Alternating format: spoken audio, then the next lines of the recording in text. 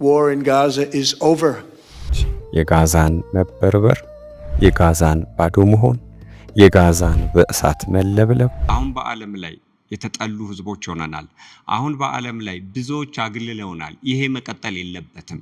እስራኤል የምትባለው ሀገር በመሰረቱ እስራኤል 1948 የተመሰረተች ሀገር ናት። እስራኤል የሚባል ሀገር አልነበረምም፣ የለም፣ በታሪክም አለ። እስራኤል እንደ ሀገር ትላንትና የመጣች ሀገር ሳትሆን ጥንትም የነበረች ጥንታዊ መሆኗን ማሳያ የምናደርገው ከመጽሐፍ ቅዱስ ታሪክን እየመዘዝን በማውጣት ነው። በመጽሐፍ ቅዱስ የሁለቱ ህዝቦች ታሪክ በስፋት የተጠቀሰ የተዘገበ ነው።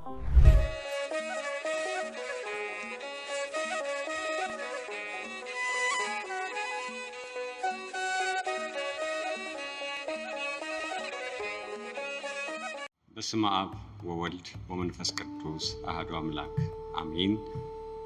የተወደዳችሁ የወርቅ ዘንግ ሚዲያ ተከታታዮች እንደምን ከረማችሁ?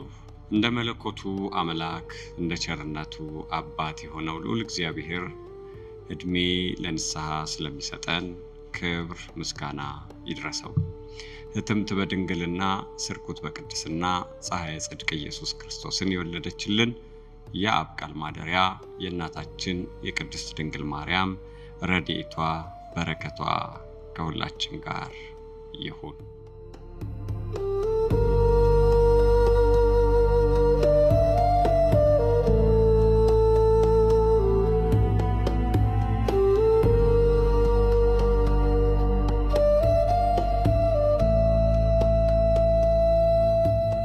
ከዛሬ 3000 ዓመት በፊት እነዚህ ትንቢቶች ስለ ጋዛ የተነገሩ ናቸው። በሕይወት ቃል በመጽሐፍ ቅዱስ ላይ ሰፍረው የምናገኛቸው እነዚህ ትንቢቶች የጋዛን መበርበር፣ የጋዛን ባዶ መሆን፣ የጋዛን በእሳት መለብለብ፣ የጋዛን መታመም የራቀውን አቅርበው ያሳዩ ዘመን ተሻጋሪ ትንቢቶች ናቸው። የአምስቱ የፍልስጤም መኳንንት ግዛት ተብለው የተጠቀሱት አቃሮን፣ አስቀሎና፣ ጌት፣ አዛጦንና ጋዛ በመጽሐፍ ቅዱስ ተደጋግሞ ትንቢት የተነገረላቸው ግዛቶች ናቸው። ዛሬ ከብዙ ሺህ ዓመታት በኋላ ትንቢቱ ሲፈጸም ምስክር ሆነን እኛም እያየን ነው። በእስራኤላውያንና በፍልስጤማውያን መካከል የተፈጠረው ግጭት አሁን በእኛ ዘመን የተጀመረ የቅርብ ጊዜ ታሪክ አይደለም። መጽሐፍ ቅዱስን በጥልቀት የሚያጠና ሰው የሁለቱ ህዝቦች ግጭትና ጦርነት እንት በዘመነ ኦሪት የነበረ እንደሆነ ይገነዘባል።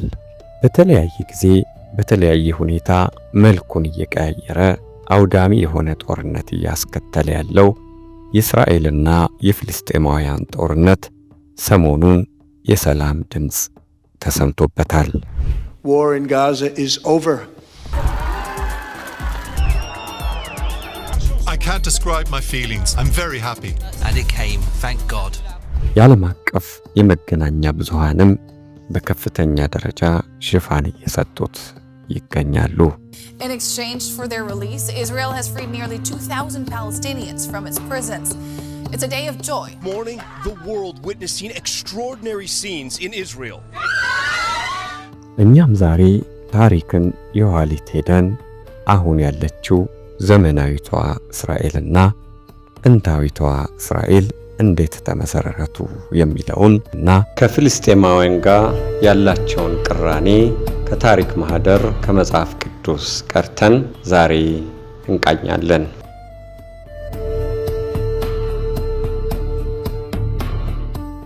ይህ በቴል አቪቭ የቆመ ሐውልት ያን ባለ ታሪክ ሐውልት ነው።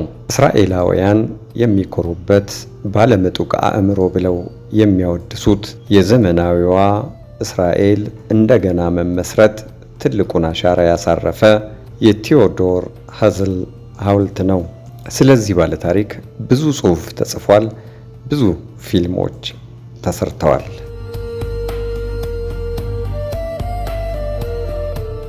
በደረቅ መሬት ላይ ዘር የሚያበቅል የአባቶች አምላክ ለኔም አምላኬ ነው የሚለውን የመጽሐፍ ቅዱስ ክፍል ሲያነብ ልቡ የተነካው ወጣት በአእምሮው በርካታ ጥያቄዎች ተመላለሱበት። ለምንድነው ሀገሬ የፈረሰችው? ለምንድነው ህዝቦቿ የተበተኑት?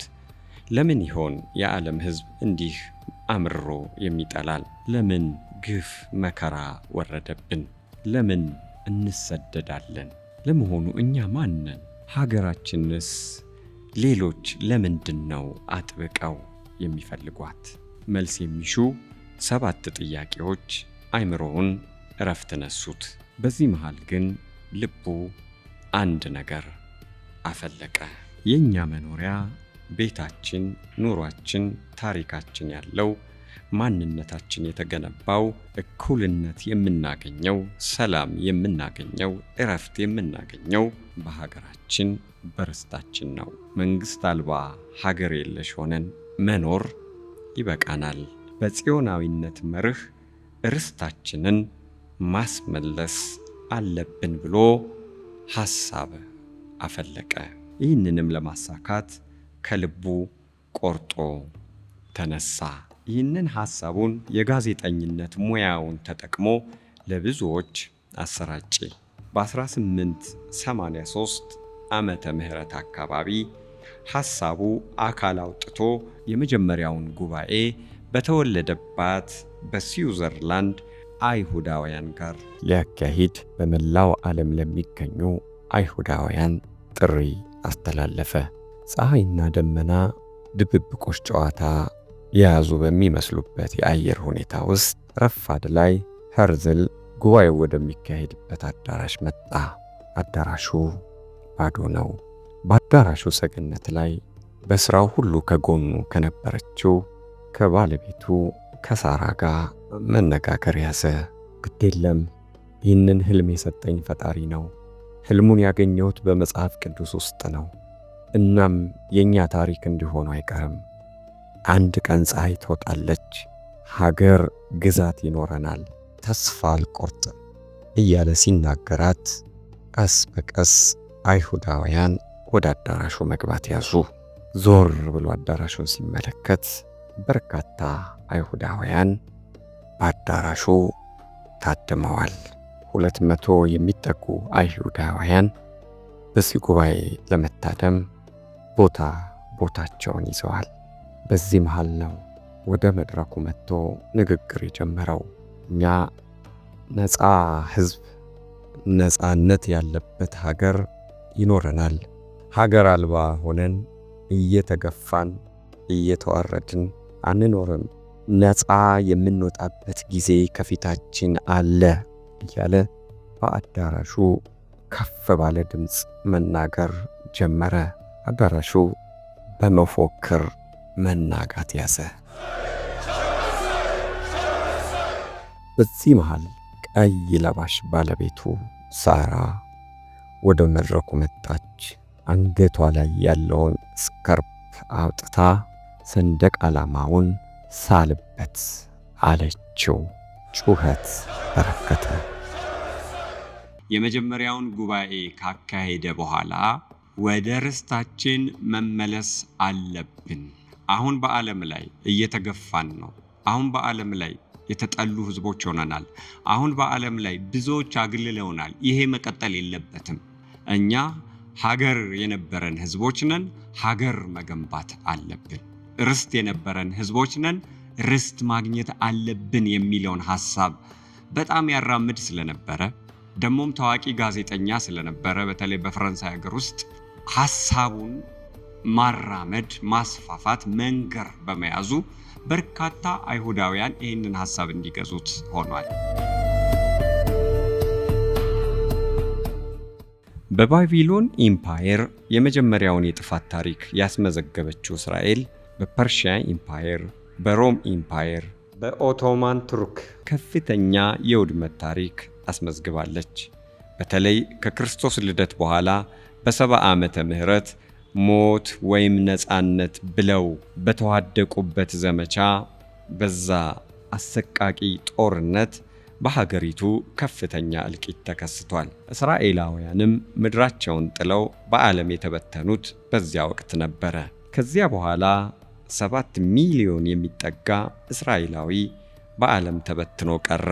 ቴዎዶር ሄዝል አይሁዳውያን የራሳቸው መንግስት ሉዓላዊ በሆነች ሀገር ገንብተው ካልመሰረቱ በስደት የሚኖሩት ኑሮ አይደለም ብሎ በማመኑ በወቅቱ እስራኤልን ወይም በኋላ ፓሌስታይን ተብላ የተጠራችውን ሀገር ይገዛ የነበረው የቱርክ ኢምፓየር ነውና ሄዝል ወደ ቱርክ ኢስታንቡል መጥቶ ሱልጣኑን አንድ ጥያቄ ጠየቀው። እባክህን ትንሽ መሬት ስጠን። የሱልጣኑ መልስ ግን ተስፋ ያለው አልነበረም። አይሆንም፣ ለናንተ መሬት አንሰጥም የሚል ነበር። ከዛ በኋላ የተያዘው እቅድ ምንድነው? አይሁዳውያን በብዛት በዓለም ላይ ተሰራጭተዋል። ነገር ግን ብዙ ሀብት አፍርተው ነበር። በሰው ሀገር ተሰደው ከፍተኛ ካፒታል ገንብተው ነበር። በጣም ብዙ ሀብታሞችም በባዕድ ሀገር ተገኝተው ነበር። ወደ ኋላ ሄደው ታሪካቸውን ሲያጠኑ ለብዙ ጊዜ ሲበተኑ መልሰው ሲሰበሰቡ በምርኮ ሲኖሩ ደግሞ ነፃ ሲወጡ እንደኖሩ የተረዱት ከመጽሐፍ ቅዱስ ይህን ታሪካቸውን ያስተዋሉት እስራኤላውያን ወደ ርስታችን መመለስ ወይም ሞት ብለው በመቁረጣቸው በ1890 ዓመተ ምህረት በመላው ዓለም የሚገኙ አይሁዳውያን በባዕድ ሀገር አፍርተውት የነበረውን ከፍተኛ ካፒታል ይዘው ወደ ሀገራቸው መመለስ ጀመሩ። መሬት እየገዛን ቀስ በቀስ እንስፋፋ የሚለውን ሐሳብ ይዘው በብዛት በመግባት መሬት ከአረቦች እየገዙ ራሳቸውን መትከል ጀመሩ። ይሄ ነገራቸው በጣም ተጠናክሮ ቀጠለ። ጭራሽ አረቦችን እየቀጠሩ ወደ ማሰራት አደጉ። በተለይም በ1902 ዓመተ ምህረት ላይ ቴል አቪቭ የተባለችውን ከተማ መሰረቱ። እቺ ከተማ ለዘመናዊቷ እስራኤል የመጀመሪያዋ ከተማ ናት። የአይሁዳውያን እንዲህ እየተስፋፋ መሄድ ያላስደሰታቸው ፍልስጤማውያን ጥቃት መፈጸም በአይሁዳውያን ላይ ያዙ። በዛን ጊዜ አይሁዳውያን ደግሞ ሃጋና የሚባል ራስን የመከላከል ጥቃትን የመከላከል የታጠቀ ክንፍ አቋቋሙ። ሃጋና የሚባለው ይህ የታጠቀ ክንፍ ቀስ በቀስ ራሱን እያደራጀ ዘመናዊ መሳሪያዎችን እየታጠቀ ከመከላከል ደግሞ ወደ ማጥቃት መሸጋገር ያዘ። በዚህ አይነት መልኩ ነው እንግዲህ የፍልስጤምና የእስራኤላውያን ግጭት እየተስፋፋ የሄደው። በዚህ መሃል ዓለም ላይ ሁለተኛው የዓለም ጦርነት ፈነዳ። እንግሊዞች በሃጋና ስር የተሰባሰበው ኃይል አብራቸው እንዲቆም ጥሪ አስተላለፉ። ይህ ቡድን የእስራኤልን ሰንደቅ ዓላማ ይዞ ራሱን ችሎ በጦርነት ተሳተፈ።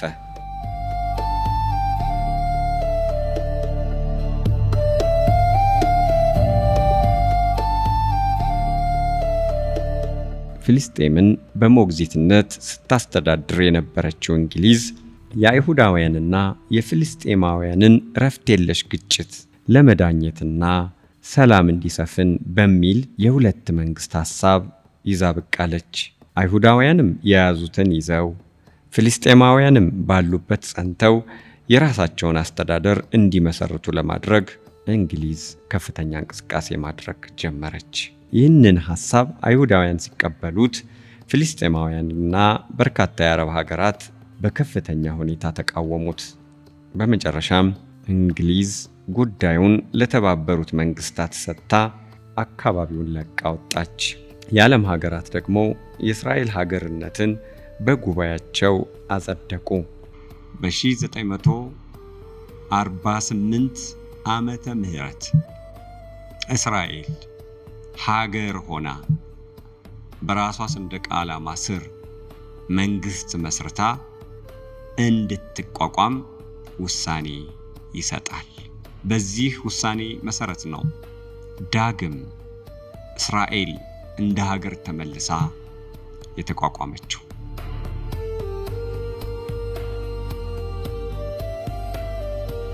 በሀገራችን ውስጥ ታሪክን በትክክል አገናዝበው ሳያውቁ ዘመናዊ ታሪክን ከጥንታዊ ታሪክ ደግሞም እውነተኛ ከሆነውና ከእግዚአብሔር ቃል ሳይቀዱ አንዳንድ ሰዎች እስራኤልን ትናንትና የመጣች ሀገር ናት እያሉ ይናገሩ ስለነበረ በተለይ ሚዲያ ላይ እየወጡ ታሪክ አዋቂ ነን የሚሉ ነገር ግን አላዋቂዎች እንዲህ አይነት ሰዎች አይተን ስለነበረ የእስራኤልና የፍልስጤምን እውነተኛ ታሪክ መጽሐፍ ቅዱስ እንዴት እንደገለጠው በመጽሐፍ ቅዱስ ውስጥ የእነዚህ ሁለት ህዝቦች ታሪክ ምን እንደሚመስል ግጭታቸው መቼ እንደጀመረ እንዴት እያደገ እንደመጣ በስፋት የተረክንበት በስፋት መረጃ የሰጠንበት ክፍል ስላለ እስኪ አሁን እሱን አይተን እንመለስ። እስራኤል የምትባለው ሀገር በመሰረቱ እስራኤል 1948 የተመሰረተች ሀገር ናት። እስራኤል የሚባል ሀገር አልነበረምም የለምም፣ በታሪክም አለ። ወንድማችን ኡስታዝ አቡበከር ከ1948 በፊት እስራኤል የሚባል ሀገር የለም በታሪክም አትታወቅም የሚል ንግግር በአንድ ሚዲያ ቀርቦ ሲናገር አይተነዋል። እውነት ይህ ንግግር እውነተኛ ነው ወይ? ይህ ንግግር ታሪክን ያገናዘበ ነው ወይ? ይህ ንግግር ከስሜታዊነትና ከደጋፊነት የጸዳ ሚዛን የጠበቀ ንግግር ነው ወይ?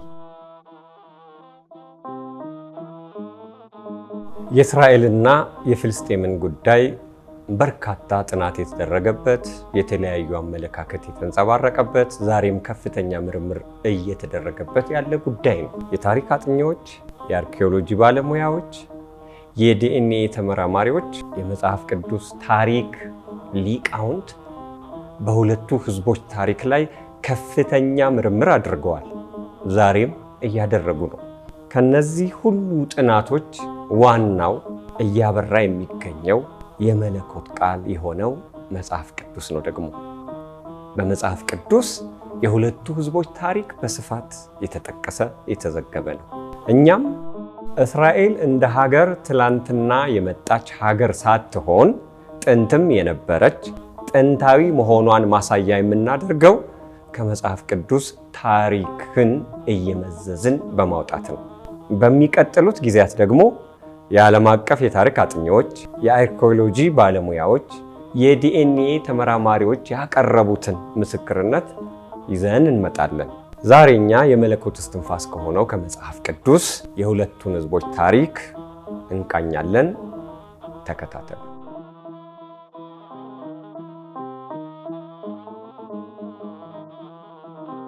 እውነት እስራኤል የሚባል ሀገር በታሪክ አልነበረም? አይታወቅም?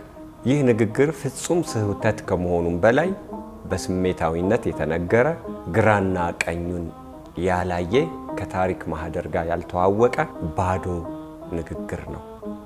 ይህን ደግሞ የምንለው እንዲሁ ዝም ብለን አይደለም። በመጽሐፍ ቅዱስ የሰፈሩ እውነቶችን በማሳየት ነው።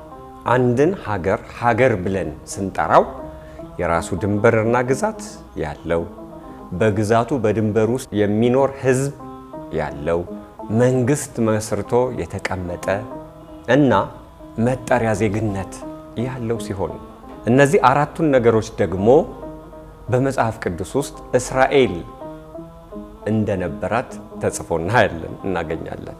የእስራኤል ህዝብ፣ የእስራኤል ድንበር፣ የእስራኤል መንግስት፣ ከእስራኤል የመነጨ እስራኤላዊ የሚል ዜግነት። ታዲያ የእስራኤል ህዝብ፣ የእስራኤል መንግስት፣ የእስራኤል ግዛት፣ እስራኤላዊ የሚል ዜግነት ጥንት በዘመነ ብሉይ እንደነበረ እነዚህ ጥቅሶች ምስክሮች ናቸው። ትላንትና የመጣን እኛ ልንሽራቸው ልናጠፋቸው አንችልም። ለዚህም ነው የወንድሜ ኡስታዝ ንግግር ውሃ የማያነሳ ለጥንታዊ የእስራኤል ታሪክ ባዳ ነው የምንለው። አሁን ደግሞ እስራኤል በጥንት ታሪኳ ሀገር ተብላ ትጠራ እንደነበር እስኪ እንመልከት። ምክንያቱም አንዳንዶች እስራኤል የሚል ህዝብ እንጂ እስራኤል የሚባል ሀገር አልነበረም ብለው ሐሳብ ሲሰጡ ስላየናቸው የኡስታዝ አቡበከር መነሻ ይሄ ስለሆነ እስራኤል ሀገር ተብላ አልተጠቀሰችም ወይ? ድንበር ግዛት ያላት አልነበረችም ወይ የሚለውን ቀጥለን እንመልከት።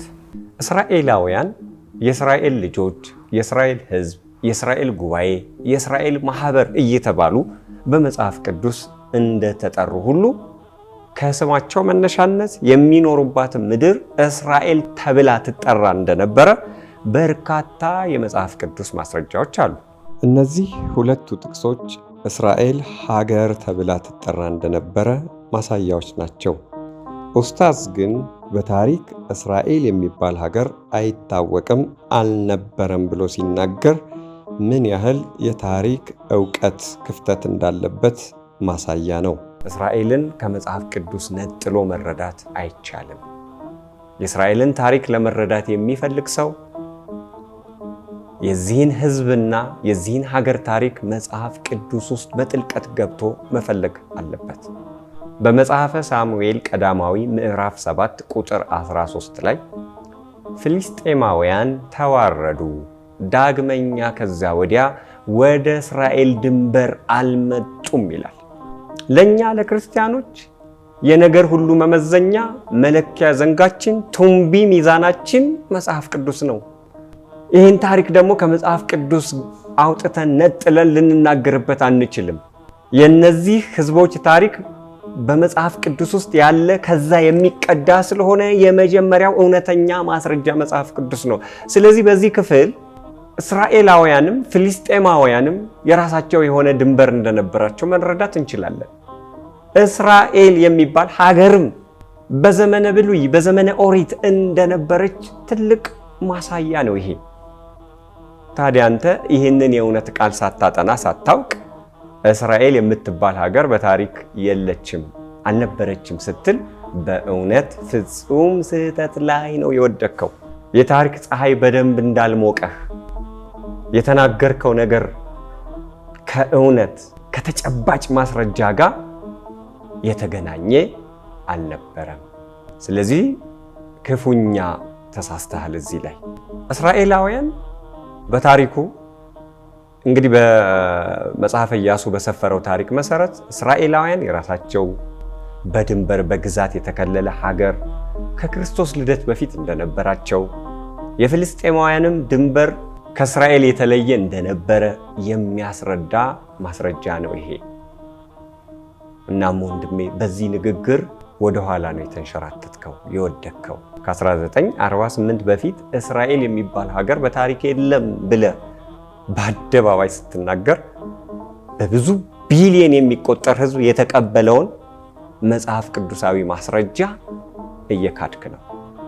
ወይም ደግሞ ከሃይማኖትህ የተነሳ በስሜታዊነት በደጋፊነት ያለ ጥናት የተናገርከው እንደሆነ ነው እኔ የተረዳሁት። እንደ አንድ ክርስቲያን መጽሐፍ ቅዱስን እንደሚያምን የመጽሐፍ ቅዱስ ማስረጃዎችን እንደሚያጠና ይሄንን መናገር ግዴታዬ ስለሆነ ነው የወጣሁት። ታሪክ ሲዛባ ዝም ማለት ተገቢነት የለውም። ሀገራችንም አሁን ታሪክ በመዛባት ላይ ስለሆነ ታሪክን የሚያዛቡ ሰዎችን እግር በእግር እየተከታተሉ መልስ መስጠት ያስፈልጋል። እንቀጥል። ሁለተኛ ማስረጃ እናቅርብ። በአንደኛ ሳሙኤል ምዕራፍ 7 ቁጥር 14 ላይ በዚህ ክፍል ደግሞ ፍልስጤማውያንና እስራኤላውያን በተለያየ ጊዜ ግጭት ውስጥ እንደነበሩ የሚያሳይ ነው። እንዲያውም በዚህ ክፍል ምን ይላል? ፍልስጤማውያን ከእስራኤል የወሰዳቸውን ከተሞች ለእስራኤል ተመለሱ ይላል። እንግዲህ ከዚህ ጥቅስ የምንረዳው የእስራኤልና የፍልስጤም ግጭት ጥንት የነበረ ዘመናትን ያስቆጠረ በድንበር በከተማ ይገባኛልነት በግጭት ያለፈ ታሪክ እንደሆነ ነው። ከ1948 በኋላ የመጣ አይደለም። የነዚህ ህዝቦች ግጭት ቀድሞ በዘመነ ኦሪት ከክርስቶስ ልደት በፊት ወደ ኋላ ሄደን መጽሐፍ ቅዱሳዊ ማስረጃዎችን ስናገኝ ህዝቦቹ በድንበር በግዛት ይጋጩ እንደነበረ ነው።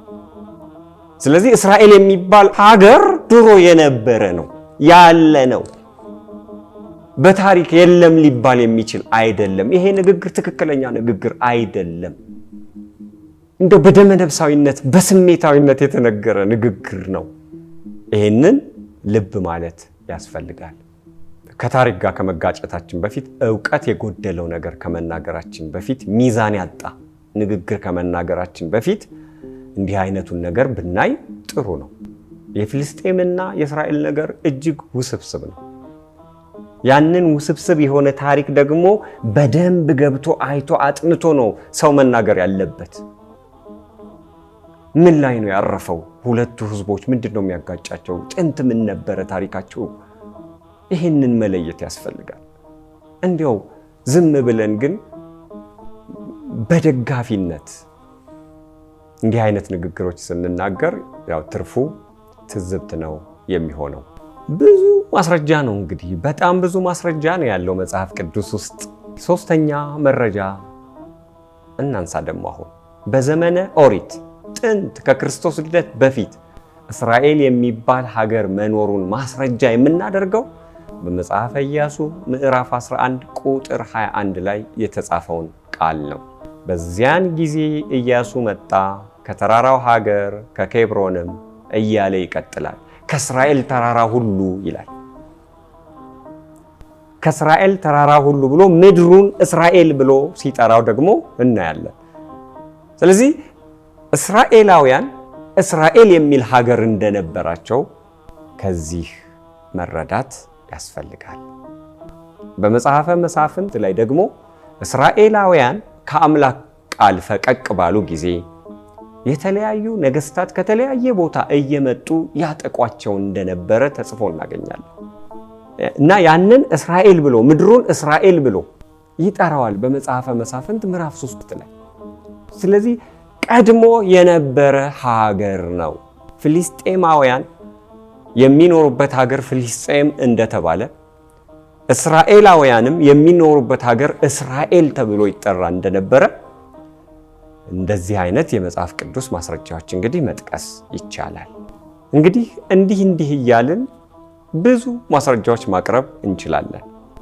የእስራኤል ማንነት እንግዲህ በዘመነ ብሉይ የነበረ ጥንት የነበረ ዛሬ የመጣን ልጆች ልንሽረው ልንደመስሰው የማንችለው ታሪክ መሆኑን ማወቅ መረዳት ያስፈልጋል።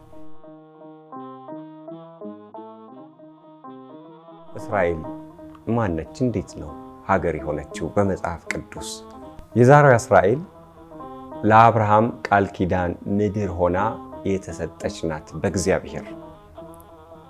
እግዚአብሔር ለአብርሃም እስራኤልን ሲሰጠው በግልጽ ግዛት አበጅቶ ነው የሰጠው።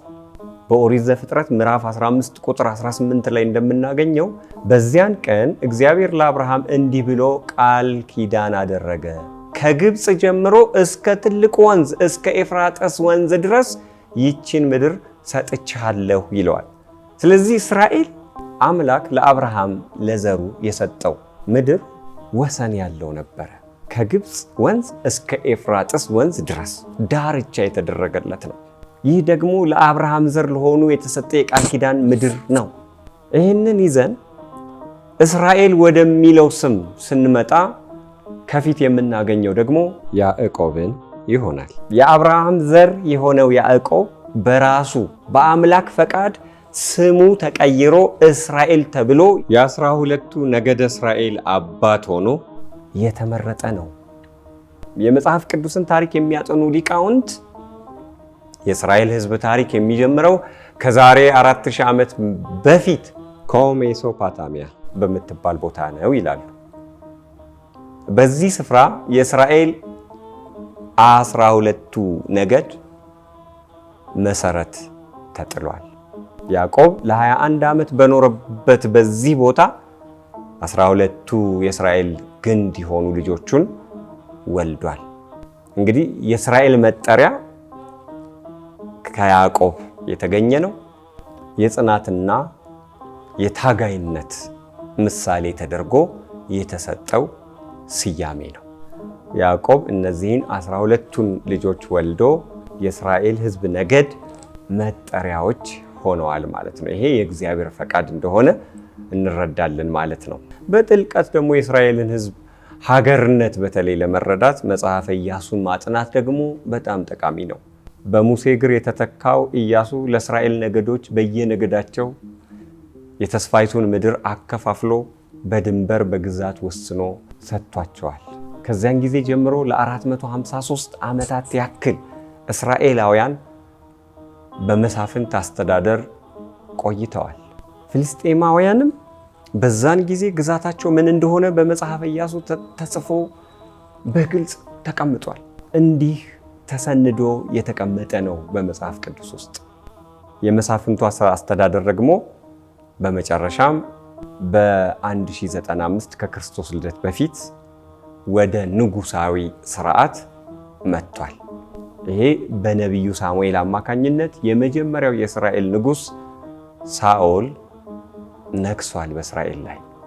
ነገር ግን ሳኦል ንግስናውን ይዞ ጠብቆ መኖር ስላልቻለ እግዚአብሔር አትውሰድ ያለውን ምርኮ ከቃሉ ተላልፎ በመውሰዱ ምክንያት ከንግስናው ተሽሯል። ከፈጣሪ ፈቃድ ውጭ በመውጣቱ አትንካ የተባለውን ምርኮ በመሰብሰቡ እግዚአብሔር ከእስራኤል ንጉስነት ሳኦልን ሽሮታል። በሱ ምትክ የበጎች እረኛ የነበረውን ዳዊትን ሁለተኛ ንጉስ አድርጎ ደግሞ እግዚአብሔር መርጦ ቀብቶታል።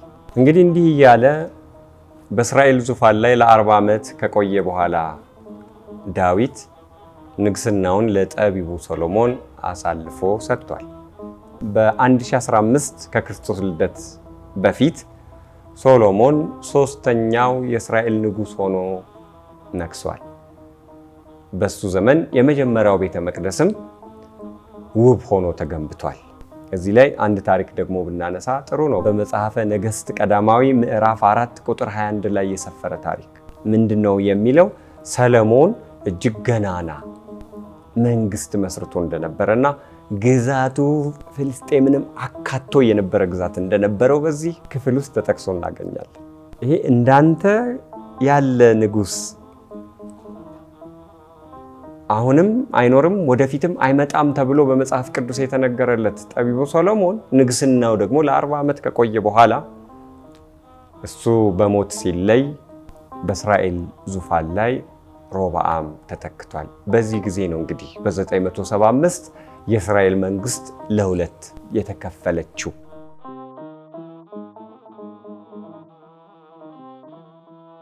አስሩ ነገድ አንድ ላይ ሆነው የእስራኤል መንግስት ተብለው ሲጠሩ፣ ሁለቱ ነገድ ደግሞ የይሁዳ መንግስት ተብለው ይጠሩ ነበረ።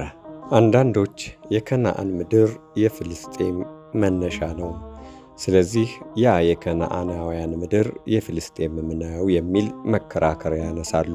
የመጽሐፍ ቅዱስን ታሪክ በጥልቀት ስንፈትሸው ደግሞ ምድሩን ያዕቆብ ከኤሞር ልጆች የገዛው እንደሆነና ድንኳን ተክሎ እንደሰፈረበት ይነግረናል። በዚያ ስፍራ መሠዊያ እንደሰራና ለአምላኩ መሥዋዕት ያቀርብ እንደነበረ የቦታውንም ስም ኤል ኤሎሄ እስራኤል ብሎ እንደጠራው ተጽፎ እናገኘዋለን። ከዚህ የምንረዳው ያዕቆብ በዚያ ምድር በሴኬም ኑሮውን እንዳደረገ፣ ቤት እንደሰራ፣ ለከብቶቹ ዳስ እንደጣለ፣ ለአካባቢውም ስም እያወጣ ኑሮውን እንደመሰረተ ነው። በመጽሐፍ ቅዱስ የተገለጸው የእስራኤል ሕዝብ ታሪክ ብዙ ውጣ ወረድ ያሳለፈ፣ በብዙ መከራ የታጀበ፣ በምርኮ ውስጥ ያለፈ ስለነበረ ግዛቱም አንዴ ሲጸና አንዴ ሲፈርስ ብዙ ዘመናትን አሳልፏል። በተለይ ከፈርዖን የ430 ዓመት የባርነት ዘመን በኋላ ሕዝቤን ልቀቅ በሚለው መሪ ቃል መሠረት ወደ ተስፋይቱ ምድር የመጡት እስራኤላውያን በሙሴ እግር በተተካው በኢያሱ አማካኝነት በየነገዳቸው የቃል ኪዳኗን ምድር ሴሎ በተባለ ቦታ በዕጣ ተከፋፍለውታል። በዚህ የድልና የግዛት ክፍፍልን በሚተርከው በኢያሱ መጽሐፍ የፍልስጤም ግዛትም ተጠቅሶ እናገኘዋለን። እነዚህ 5ቱ የፍልስጤም መኳንንት ግዛቶች ናቸው። ከመጽሐፍ ቅዱስ ውስጥ ታሪኩን መዘን ስንመለከት እስራኤላውያን እስራኤል የሚባል ሀገር እንደነበራቸው፣ ፍልስጤማውያንም ፍልስጤም የሚባል በግዛት በድንበር የተከለለ ሀገር እንደነበራቸው እንረዳለን። በሌላ ገጽ ደግሞ የሁለቱ ሕዝቦች ግጭት ጥንትም የነበረ በመፈራረቅ አንዱ አንዱን እያሸነፈ ያስገብር እንደነበረ በግልጽ ተጽፎ ይገኛል። ስለዚህ የእስራኤልና የፍልስጤም ግጭት አሁን በዚህ ዘመን የተጀመረ ሳይሆን ጥንትም የነበረ በዘመነ ብሉይ በተደጋጋሚ የተከሰተ ታሪክ ያለው መሆኑን መረዳት ከስህተት ያድናል። ስለሆነም የኡስታዝ አቡበከር ንግግር ከረምናቸው መጽሐፍ ቅዱሳዊ ማስረጃዎች መሰረት የታሪክ ዕውቀት የጎደለው በስሜታዊነት የተነገረ ገለባ ሆኖ እናገኘዋለን። በአጠቃላይ የእስራኤልን ሕዝብ ታሪክ ስናጠና እነዚህ ሁለት ነገሮችን ማስተዋል ይገባናል። አንደኛ ጥንታዊቷን እስራኤል፣ ሁለተኛ ዘመናዊዋን እስራኤል። በዚህ መልክ ታሪኩን ከፍለን ካጠና ነው ስህተት ላይ አንወድቅም። ነገር ግን ጥንታዊቷን እስራኤል፣ ዘመናዊቷን እስራኤል ከፋፍለን ታሪኩን ካላየነው ልክ እንደ ኡስታዝ ስህተት ላይ እንወድቃለን። በዚህ መንገድ ግን ታሪኩን ካጠና ነው ፍልስጤማውያንና እስራኤላውያን የሚያደርጉት ጦርነት መነሻ ታሪኩ የግጭቱ ምክንያት ግልጽ ሆኖ ይታየናል እና ወንድሜ ኡስታዝ አቡበከር በ1948 ነው እስራኤል የሚባል ሀገር የተመሰረተው፣ ከዛ በፊት በታሪክ አይታወቅም ያለው ንግግሩ በእውነት ሚዛን ሲመዘን ባዶ ከታሪክ ሀቅ ጋር የተጣላ ደካማ ንግግር ሆኖ እናገኘዋለን። ተመልካቾቻችን እንግዲህ በዛሬው ታሪክን ባነሳንበት፣ ታሪክን ባስታወስንበት በዚህ ክፍል እንዳተረፋችሁ እንደተጠቀማችሁ እናምናለን። በሚቀጥለው ጊዜ ደግሞ ሌላ እንዲሁ ታሪክ ነክ በተለይም ከሃይማኖታችን ጋር የሚገናኙ የሃይማኖታችን ምንጭ ከሆኑ ታሪኮች አንጻር ሌላ ታሪክ ይዘንላችሁ የምንቀርብ ይሆናል። ለዛሬው ስለነበረን ቆይታ አምላካችን የተመሰገነ ይሁን። ይቆየን።